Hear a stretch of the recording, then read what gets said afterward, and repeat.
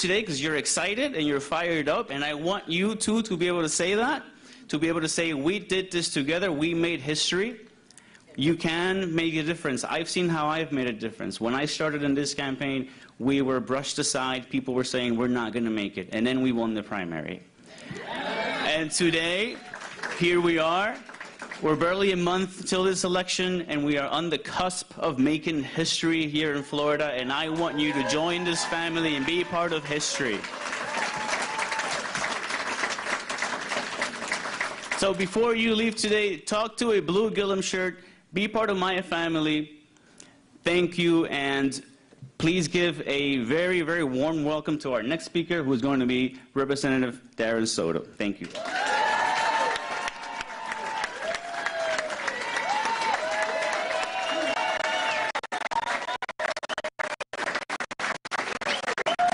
Yo soy Boricua! Yo soy Boricua! Well, I am so excited to be here. This is where my first town hall ever was as a state representative. And I think of how far so many of us have come. I see so many of our good friends in the audience here, like our mayor, our senator, our state representative, our clerk. Gosh, there's so many of us now. And our sheriff. When we first started out, there was just a handful of folks of Puerto Rican, of Hispanic descent. And you know, we have found over these last year and a half, 2 years, that we had to come together, both in Central Florida and on the island of Puerto Rico. And I'm a person of faith, and I believe that there was a meaning for putting a young Puerto Rican into office here to represent our area in Congress. There was a meaning, a higher meaning, to putting a young Puerto Rican into the governorship in Puerto Rico. Little did we know what would happen next, which is that Hurricane Irma would hit both Florida and the island of Puerto Rico, and then it would be devastated by Hurricane Maria. And we saw the full extent of that devastation with 3,000 of our brothers and sisters who we lost. If you believe that Andrew Gillum and Bill Nelson are going to make sure that doesn't happen again, let me hear you. And we saw with our region folks contributing right after our own state was hit, helping out, going down to the island, making sure there was food and water, making sure that there was clothes. How many of you volunteered down on the island? Raise your hand. Or gave, or did anything to help out. This is what Central Florida is all about. Let's give you all a round of applause for standing with us.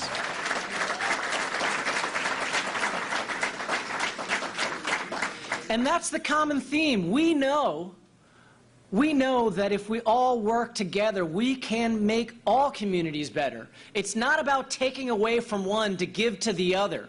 We know when Andrew Gillum talks about bringing it home, he means bringing it home to all of us. If you believe we are all better off with shared prosperity, let me hear you. If we all stand together and that's how we are stronger, let me hear you, including Moms for Gillum. I like that back there. And then we also know that we all came together for so many of our brothers and sisters who came right here to Central Florida, to Osceola County, to Orange County, where over 3,000 students came to our public schools here in Osceola, another 5,000 to Orange County, many of whom are still here, over 50,000. How many of you stood with our Puerto Rican evacuees and helped in one way or another? Let me hear you. Raise your hands, clap, yell, let me hear you.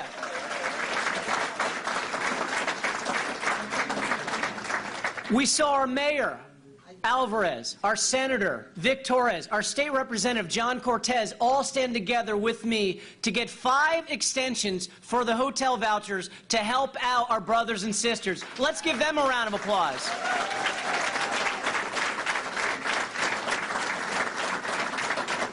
We saw our Sheriff Gibson help protect that community along 192 when we knew that there were difficult times and there were criminal issues happening. Thank you, Sheriff, for keeping us safe and our Puerto Rican evacuees.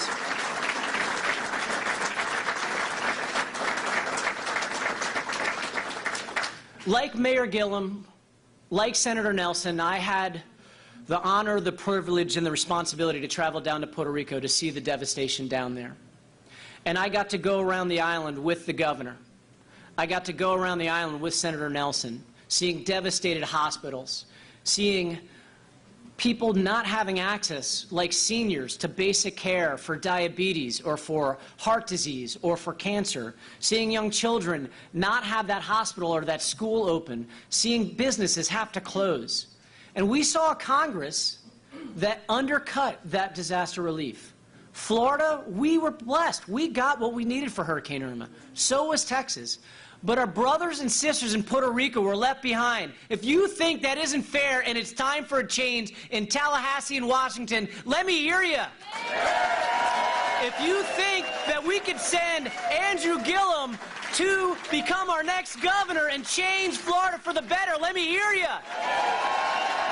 If you think Washington desperately needs to send Bill Nelson back to the United States Senate, let me hear you. And if you believe a willing partner who came here today, Governor Ricardo Rosselló, is here to help us make it happen and has all of our best interests in mind, let me hear you. Que bonita bandera, que bonita bandera, que bonita bandera, la bandera puertorriqueño. Que bonita bandera, que bonita bandera, que bonita bandera, la bandera puertorriqueña. Ladies and gentlemen, gran bienvenidos al Gobernador Ricardo Rosselló. Thank you, everybody. Let's keep it going.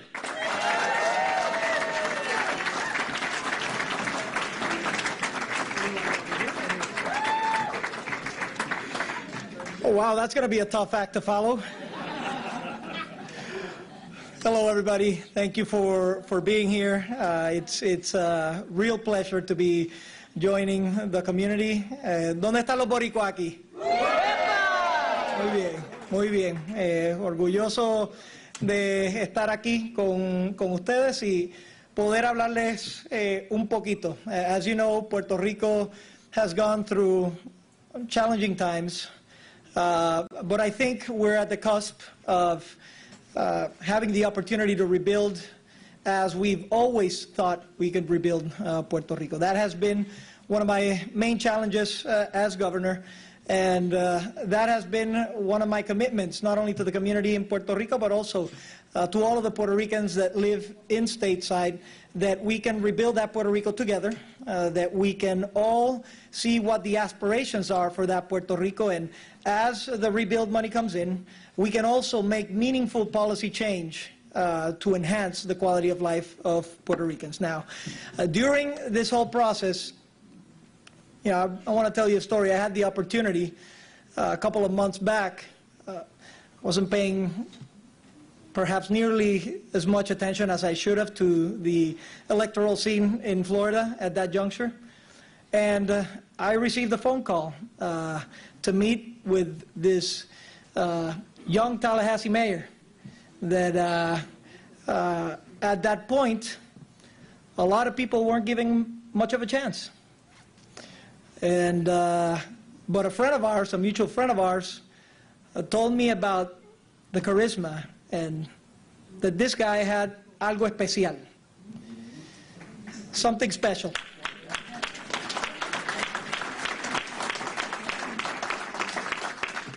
So as I opened the door to my office when Mayor Gillum was coming in, it was like energy just flew all over the room.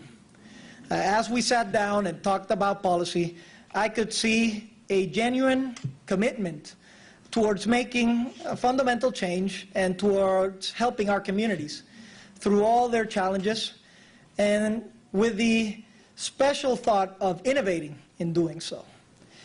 I saw all of this, and once we left, and I said, hey, this guy's terrific. What's going on? Somebody told me, well, there's a very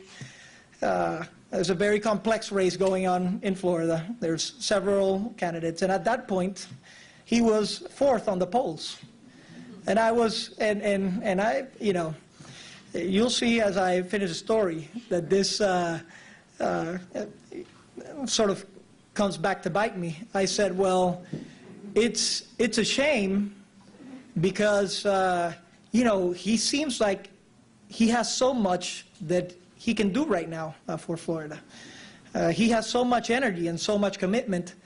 And then I said some words that I'm going to take back today, which is, I guess it'll be another time. I guess it'll be another time. But then I saw this race evolve, and I started paying attention.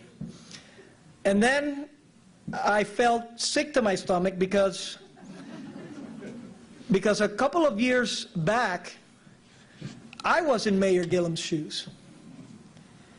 It was I who was being discriminated for being too young, or because I didn't have set experience. It was I that was being left on the side, on the polls, and all of the pundits considering others, but not considering me as the candidate for Puerto Rico. And then I saw that momentum and that energy. And I sort of saw how his message was clicking and how much it was infusing people with hope, enthusiasm. And then, of course, it happened.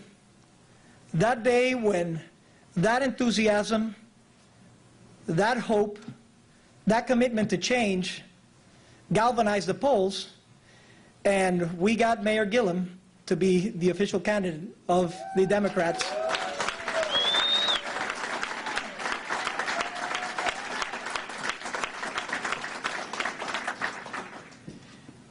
And that enthusiasm is important, but getting out the vote is even more important.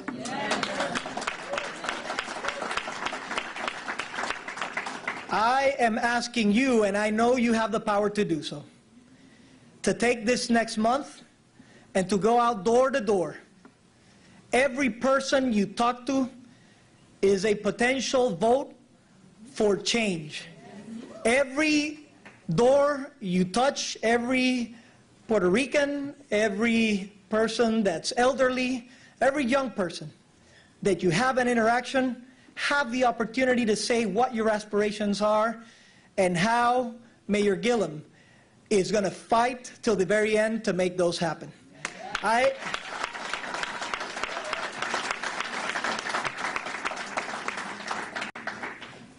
And one last thing that's very important and dear to my heart, that brought me very close to Mayor Gillam and his message.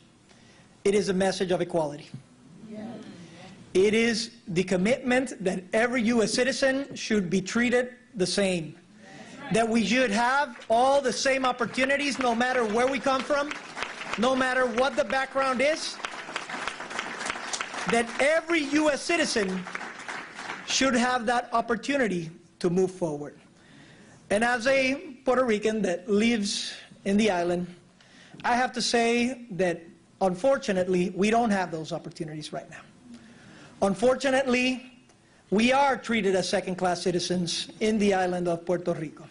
We are U.S. citizens that fight the same wars. We are U.S. citizens that give to our economy and towards our development. There are 5.6 million Puerto Ricans in the United States now that, different from the ones that live in the island, have the power to vote. And now, with that power of equality, I am asking all of you to support that equality for Puerto Rico as well. That we can have equal treatment and a brighter future. Even in the face of devastation and challenges, I am here to say that we have a path forward for Puerto Rico, but we need your help.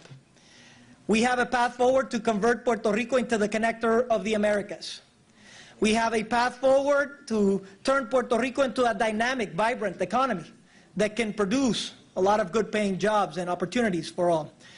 We aspire to become the center of the human cloud where folks see Puerto Rico to live, not one where they want to go out and look for other opportunities. And we see Puerto Rico as a platform for innovation, opportunity, and growth This is within our scope, but we need your help. We need your commitment.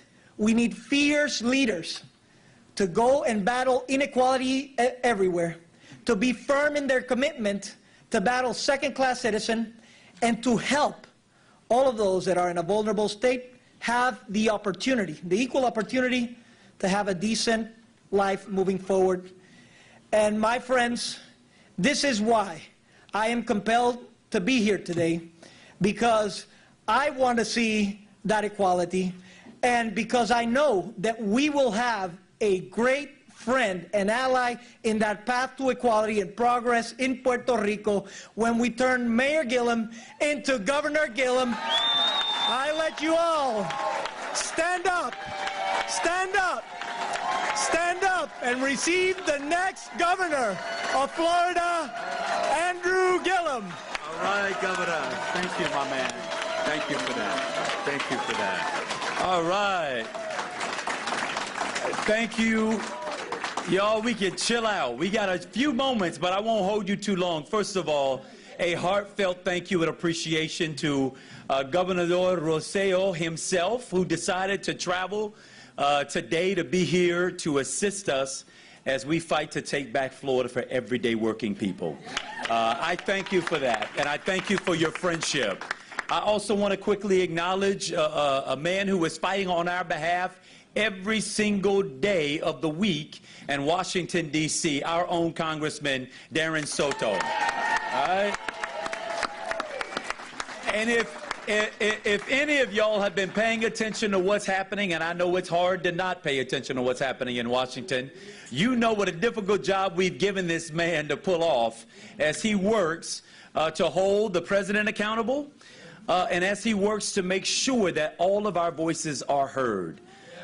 We stand here together as part of, I believe, the future of where we are trying to go as a nation and as a people. We stand united in our belief that nobody's zip code, area code, where they come from, what language they speak, what religion or lack thereof they may have, that all of us ought to have access and opportunity at the American dream. And for those of us in this state, we know that that has been made more difficult over the last 20 years. We know that we have a governor right now who in many ways may prevail on the political side, may do his politics in some way, but then the question has to be asked, where's the there? How are our communities served by that? What are we doing to make sure that we have access to affordable housing for everybody, not just the well-heeled and the well-connected? What are we doing to make sure that we are paying teachers what they are worth for doing the most difficult job that exists? What are we doing? What are we doing to create the kind of economy in this state, in Kissimmee and Osceola, over to Orange, all the way up to Duval and across the northern panhandle and as far south as Monroe County, to ensure that people can work one job in order to earn a wage and not 2 or 3 jobs? I am convinced that we have an opportunity to build the kind of state that makes room for all of us, the kind of state where all of us are respected, the kind of state where all of our children, regardless of where they come from and what side of the track they grow up on, get access to a good quality education that sets them on a trajectory for the sky and beyond. I believe we can do that, right? I believe we can do that. You all have had introduced before I came out here some amazing elected officials. Many of them are seated right here. They're working on our behalf every day. In fact, in addition to Congressman Soto and obviously in the presence of the governor, I want to thank these folks, because after Hurricane Maria, and we saw so many of our communities swell with folks leaving the island, coming here to make sure that they get access to electricity and water and housing and work, while we all work to pour our resources into ensuring that the Commonwealth of Puerto Rico could rebuild and become a place where if you wanted to choose to go back, that it was a welcoming and settled place for you. And that if you chose to stay here, that you get access to good education and good affordable housing and jobs that pay good wages, right? A government that is responsive to you. You don't have to be from Puerto Rico in order to desire those outcomes, right? Those of us right here in the state of Florida every day desire those outcomes as well. But these elected officials, they stood on the gap on our behalf. Our senators, our representatives, our sheriff, our county and city council members, even our soil and water conservation folks, right? This man was a champion up there every day of the week. This man was also a champion just simply saying, don't treat us like a third world, that we're American citizens, right? And that we deserve the respect and the dignity that comes with humanity. Well, guess what, y'all? I'm here to ask to be the candidate for governor that is the candidate choice of the Boricuas right here in the state of Florida. Right? I want that label. I want that label. And I want it not in a tokenizing way. I want it in the way that says that we understand one another, that we know what it means to fight for every inch, for every square inch, for every mile of what we get. You're not gifting any of us anything. We work for what we've gotten, right? We work for it. I don't want to tokenize. I want my lived experience here in the state of Florida to say, you know what, that is our shared experience. When I talk about people being able to work a job where they can earn a livable wage, I'm talking about my mother and my father, my mom who was a school bus driver, and my daddy who was a construction worker, who sometimes when construction work was not enough in supply, you would find him on a street corner selling fruits or vegetables. Between my mother and father, they're the best examples of hard work that I know to this day. I know what it means to have watched them trade between which bills they could pay before something got cut off. When I talk about what we need to do to ensure that we treat health care as a right and not a privilege and expand Medicaid for 800,000 people, it's not a talking point to me. It is not a talking point to me. I believe it because I remember what it was like sometimes as a kid to wait for the free dental clinic to come through the neighborhood to have our teeth cleaned. And what I know about that is that nobody in this state ought to be terrified of getting sick. Not one of us ought to be terrified that if we get sick, we can't go to work. And if we can't go to work, we can't earn a wage. And if we can't earn a wage, we can't pay our bills. That's the everyday lived experience of far too many people. And so we've got to ensure that we can amass the support of people of goodwill from all walks of life, from red areas and blue areas and purple areas of this state who say, I've had enough. That it's our time to be seen and to be heard and to have our politics reflected in our elected officials. I believe we can have that. I believe we can do that. But it's not enough for us to believe. We've got to do the work. We've got to get out there and organize like our lives depend on it. Because in the truth of the matter is our lives very much so depend on who the next governor is of the great state of Florida. It matters that we have a champion in that office, not someone who plays political theater with our lives, but someone who's going to be a true and unapologetic advocate for us, the everyday people of this state. I want you to know I plan to be that champion. But I also want you to know, that I can't get there by myself. It is going to take the effort, the hard work, the energy of every single one of us. I heard the governor talk about it. We're going to have to talk to our friends, our neighbors, our grandparents, that friend who you just hate to engage in politics because all they want to do is argue. All right? We all got one. We're going to have to engage them and let them know what is at stake in this race. Encourage them to vote their own interests.